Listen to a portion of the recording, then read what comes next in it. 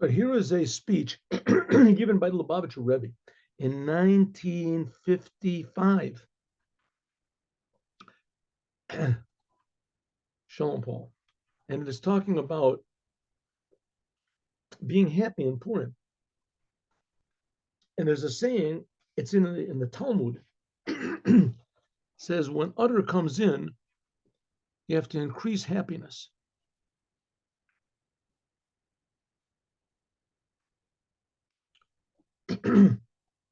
But interestingly enough, this sentence about increasing happiness in the month of Adar, and in fact, it even says it. It says it clearly in the Megillah, in the scroll of Esther, the book of Esther. Oh, it says it's supposed to be a month. It's a happy month. But interestingly, in the Mishnah, which that's the source of Jewish law, that's the source of the explanation of the Torah. It doesn't say you have to be happy in Adar. What it does say is that when the month of Av comes in, that's the month when the temple was destroyed. When the month of Av comes in, you have to minimize your happiness. You have to minimize your happiness. You have to lessen, make less, turn down the happiness. If there's things that make you happy, then don't show it in the month of Adar. In the month of Adar, you have to hide your happiness. And then in the Gemara it says, and just like in the month of Adar, just like in the month of Av, in the month of Av, you have to make less your happiness. The month of Av, that's when the temple, the first, second temple is destroyed. Just like in the month of Av, you have to make less happiness. Now we have this thing. So also in the month of Adar, you have to increase happiness. So it seems from that the main thing is the month of not being happy in the month of Av. It's like saying, I'm as strong, Samson is strong, and I'm as strong as Samson. But Samson, he's like the example. From Samson, we learn the same thing, the month of Av, that's the example of happiness. You're supposed to be less happy and minimize your happiness and turn down the happiness in the month of Av. And from that, we learn that we must increase the same way we turn it down in Av, we have to increase it in Adar, which doesn't seem to make much sense. I mean, the main thing should be to be happy. Okay, so we'll see. Let's look and see. The Rebbe is going to explain this in a way that's really relevant to us and in a way that it'll make us happy. So here we go. Adar, Marbim b'simcha. When Adar comes in, that's this month, tonight, you have to increase happiness. What, by the way, is happiness? Happiness is you're glad to be alive, basically. You're glad to be alive. It has to be you. It has to be your feeling, and it makes you feel good to be alive. Some people like to be alive. It makes them happy. Their basketball team wins, or their soccer team wins, or something. That makes them happy for a while. Some people, they make a lot of money, makes them happy. They get happy for this. Okay, so that's happy. It's not necessarily pleasure, right? People have pleasure. See, drug addicts are not necessarily happy. They might get a lot of pleasure from what they do, but they're certainly not happy. People try to pretend that they're happy. At least they go to big, what is it, rock and roll concerts or something like that. Maybe it makes them happy. Why not? But in any case, happiness is not pleasure. Happiness is a feeling you're glad to be alive. There's an appreciation. So it says when Adar comes in, you have to increase your happiness. The Mishnah, though, says that when it comes in of the month of Av, you have to make less, turn down the happiness. Nor the Gemara, but the Gemara says on this, just like when Av comes in, you have to be less happy, you have to minimize your happiness. Is also when Adar comes in, you have to increase happiness.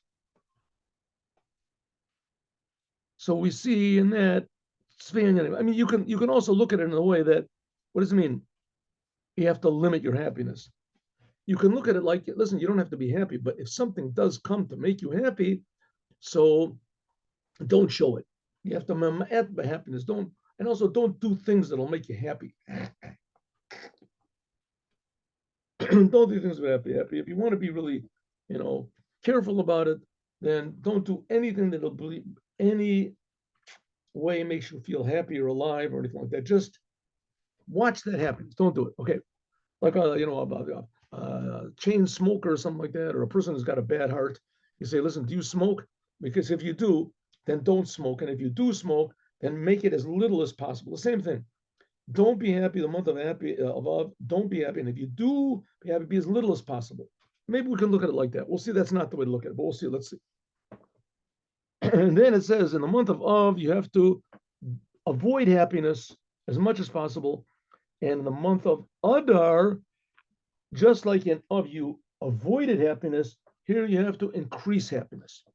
So first of all, we see two things that are seemingly opposite. Number one, from der Lashon, from this expression that says kashem, just like you should be sad in Av, you should be happy in Adar. The same kashem, just like this implies that the main thing is when Av comes in, you have to minimize your happiness. Don't be happy. The state befers, this says clearly in the Mishnah, which is not the case. What it says when Adar comes in, you have to be happy. This doesn't say in the Mishnah. This is just saying from that, what you're happy, right? That's what you're not happy in the month of Av, when it's a really good thing to be sad in the month of Av. As from that we can learn to that same degree you have to be happy in the month of Adar. But the main thing seems to be Av. That's the basis. And from that we measure our happiness in Adar. In other words, the same way you have to try not to be happy in Adar. In Av, you have to try not to be happy in the month of Menachem Av. The same thing is called Menachem Av also. The same thing, you have to be happy in the month of. So the main thing seems to be the month of Av, right? That's the measuring stick. What's been learned that we can learn from the month of Av how to be happy in Adar. So it seems the main thing is to be not happy. And then an additional thing which you just sort of tack on to Judaism is this happy thing. But on the other hand, Zen Min Ben Nogel, we see that in fact, is there Mishnichnas Av Mamati B'Simcha, that when Av comes in, you limit your happiness. This is limited. This is how much can you turn it down? Nitin als is men memat.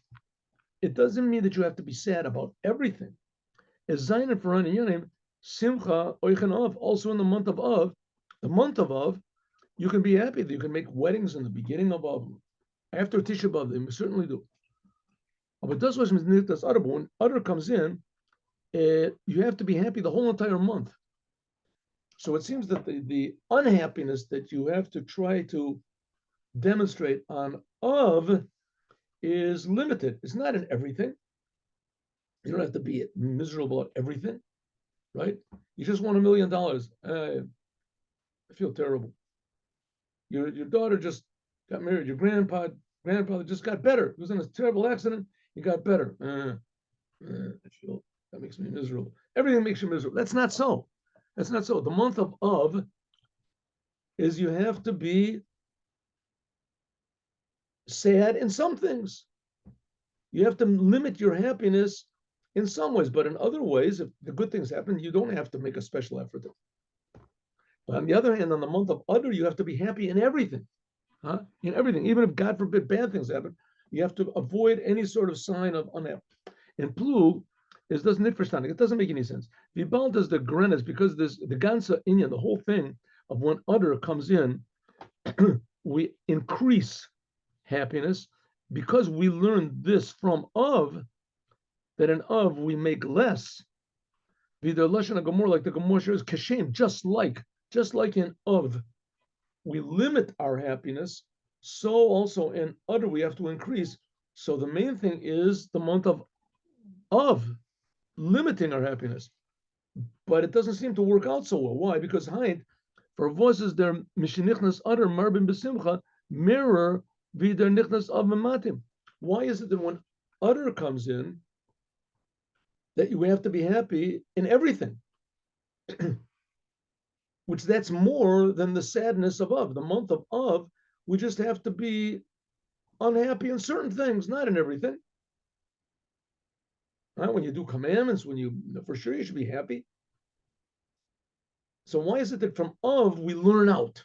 What's so important about the month of Av, the unhappiness in Av, that becomes like the measuring stick from which we learn that what we do in Av, we should do the opposite in Adar. Just say clearly, be happy in the month of Adar. We have to talk about Av at all for. We're going to see.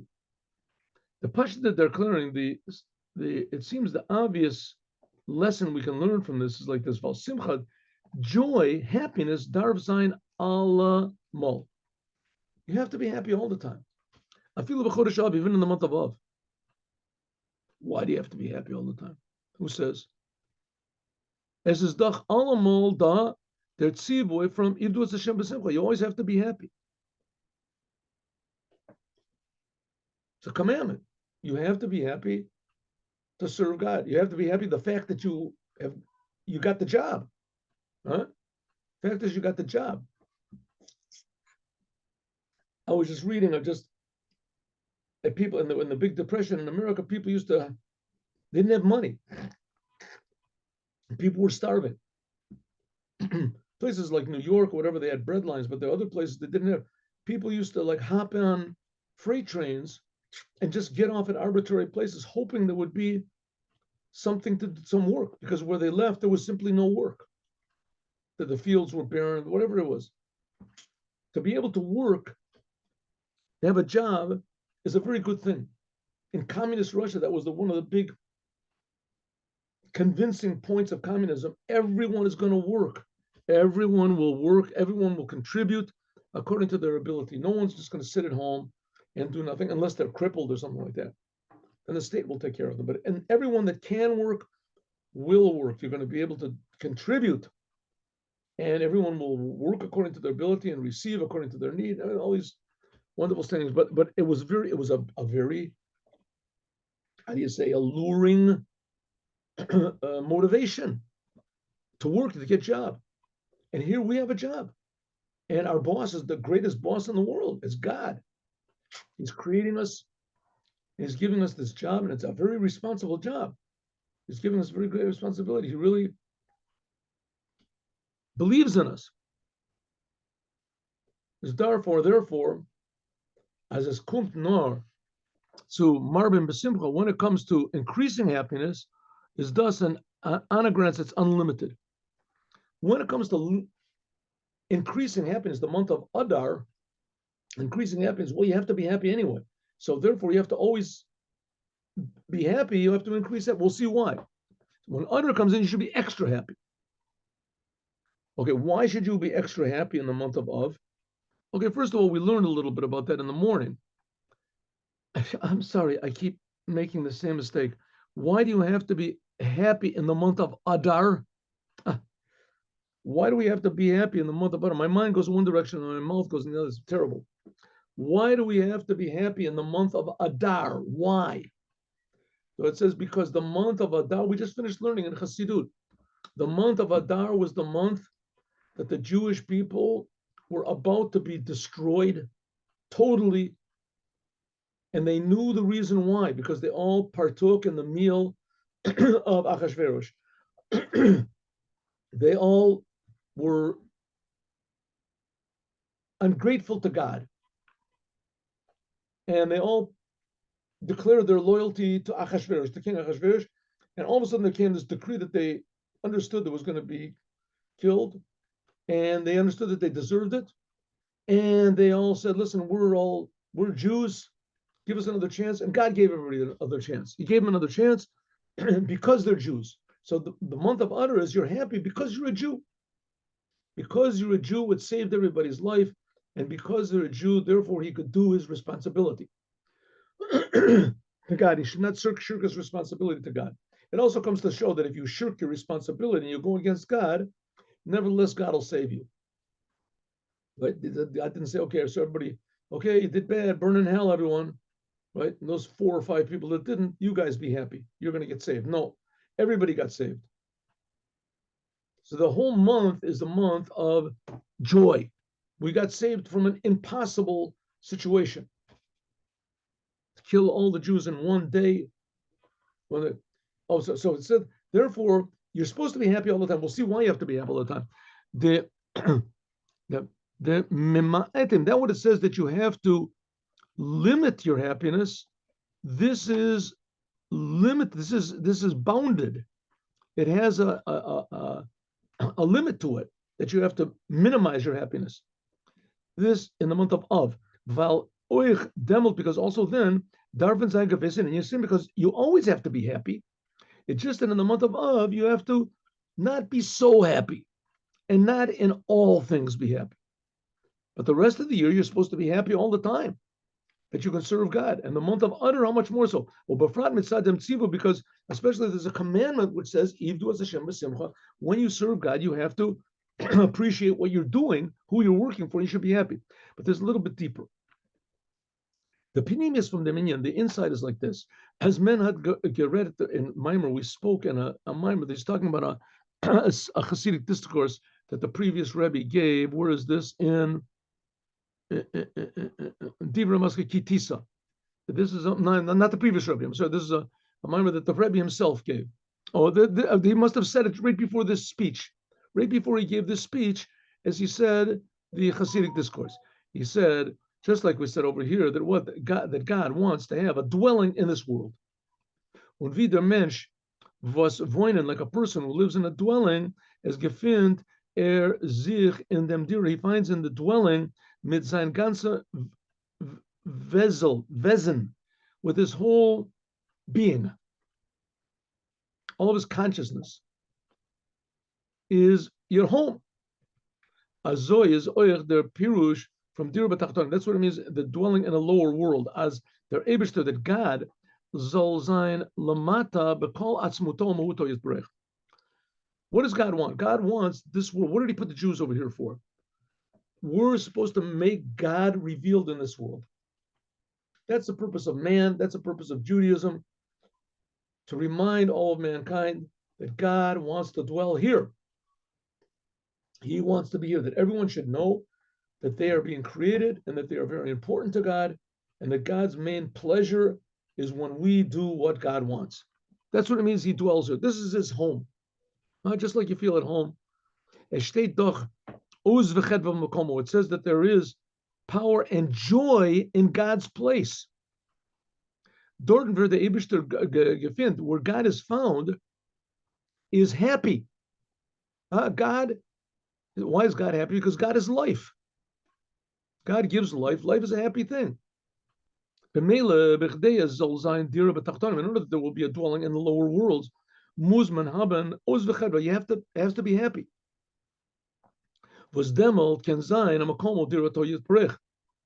So part of the package of making God a dwelling in the world, and that's why God created the world, so they'll have a dwelling in the world. The whole purpose of the whole thing is that, one of the details is you want to make God feel at home, you have to be happy.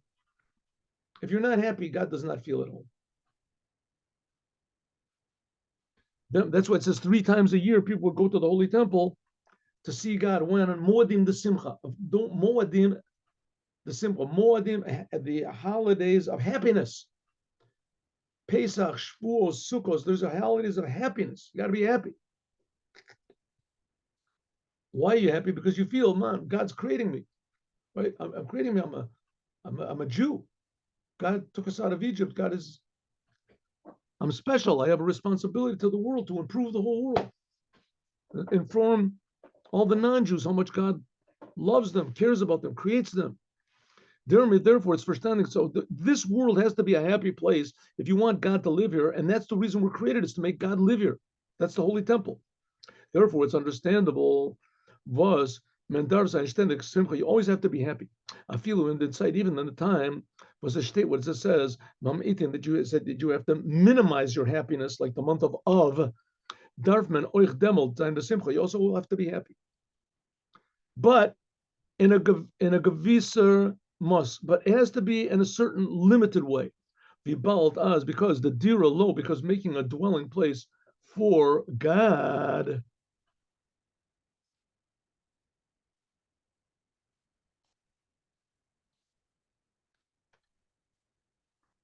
Yisbrech mozain and machen ständig. You always have to, you can't constantly have to make a dwelling for God in this world. That's our job. It also, we have to do it constantly.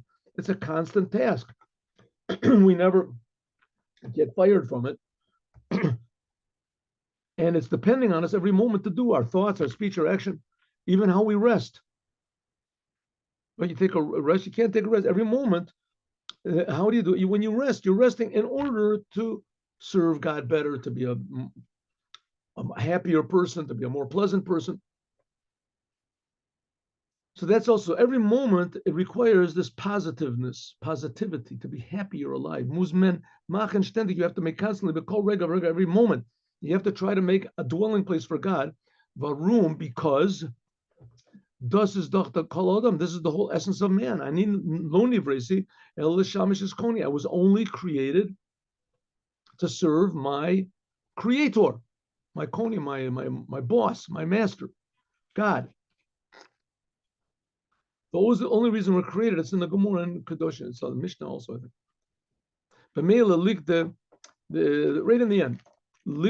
So there is an obligation constantly, every moment. You have to be happy because every moment we're serving God, and every moment, because God is creating us, right? So everything we do is actually returning to God the energy that He's giving us. So that should make us very happy. Das was amol, that which once in a while it says that you have to be in the tzishin kav, you have to be in more, how do you say, limit yourself and more severe, more serious, is farkerter kav, in the opposite side of happiness. Vetman does euch verstehen. We can also understand according to what it says in the mimer that he just gave. What's the mimer that he just said? What? It says, you want to make a dwelling for a king. So first of all, you want to make a dwelling for a king. First of all, you have to clean it out. You have to get rid of Reinakat. You have to make it clean from all of the schmutz, all of the dirt and the cobwebs and the old whatever is the dust and stuff like that. And then afterwards, then you can shine it up. Mit the shena kelim, you put in nice table and the chairs and everything like that. Then you can make a dwelling for the king. The same thing is also sometimes in spiritual ways. Sometimes you first of all have to take out the dirt, the schmutz from your personality. Was das tut sich auf durch dem kava maruras, which this you can do only by means of bitterness. Now maybe we can stand on this for one moment over here. What's this talking about?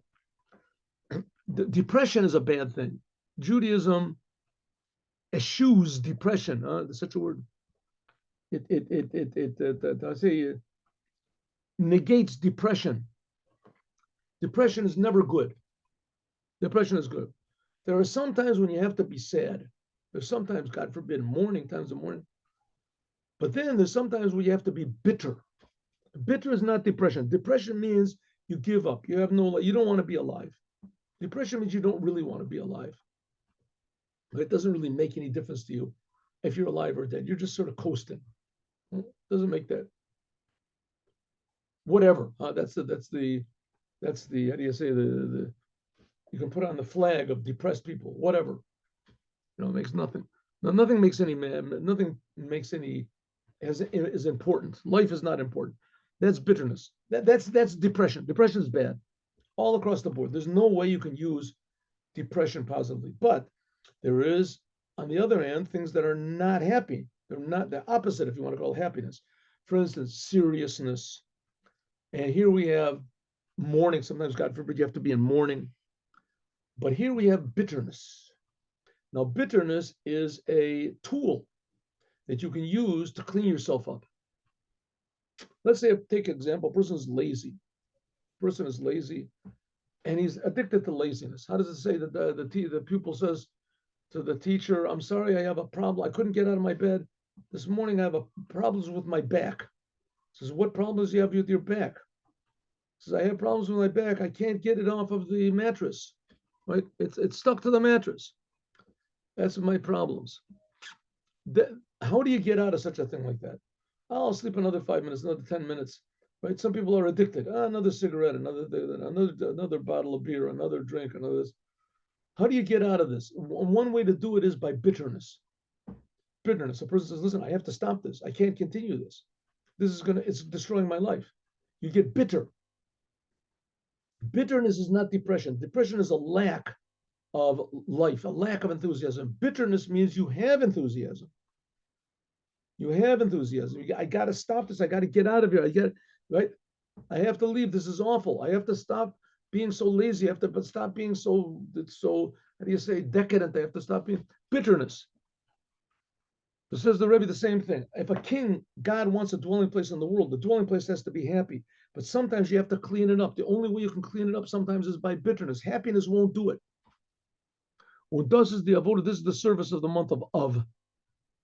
That's what it means. You decrease in happiness. Why? Because you're putting more attention into bitterness. I don't want to do the same sin as the Jews did back then to get the temple destroyed. In order to stop myself, but I'm doing the same thing as they did back then. But I have people that I don't like. I have people. So therefore, you have to be bitter. In order to remove all of the things from the sins that we did that got us kicked out of the land of Israel and the temple destroyed. This is only why more nit. This is just a preparation for making the dwelling. The dwelling has to be in happiness.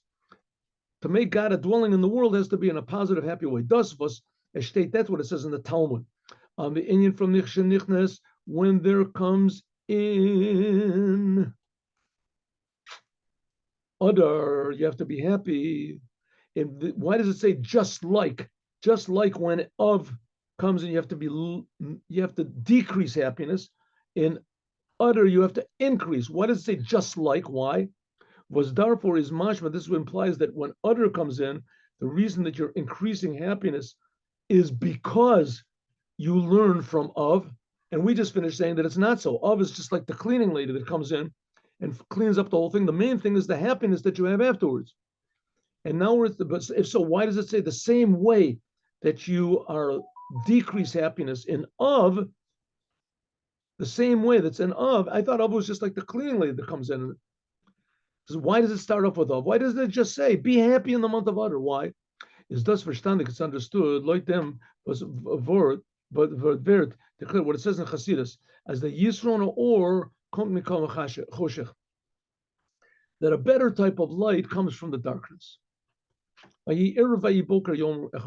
God created the world, it says there was darkness first and then there was light. The whole world is darkness. The whole world is God, so to speak, darkening down his true oneness and life force and joy and all this is, the world takes it away. Darkness. Why did God put us in the world? So because there's a better type of a light that comes from darkness. Therefore, now it's understood why it says that the month of the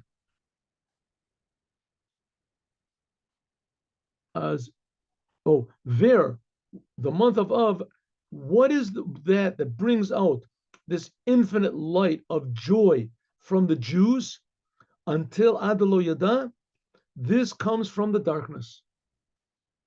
We have to, in some bizarre way, we have to be grateful to Amalek. Thus, this means as the service from Eskafia, from forcing down the Sitra Achra by means of bitterness in the month of Av. From that comes, because we know we have to deal with darkness and we have to deal with sadness. And the only way that we can defeat these forces is by being happy. We have to, where do we get the happiness from? From our soul. It's right there. We have to pull it out. And usually we wouldn't pull it out. We would just be lazy and not, but now we have to.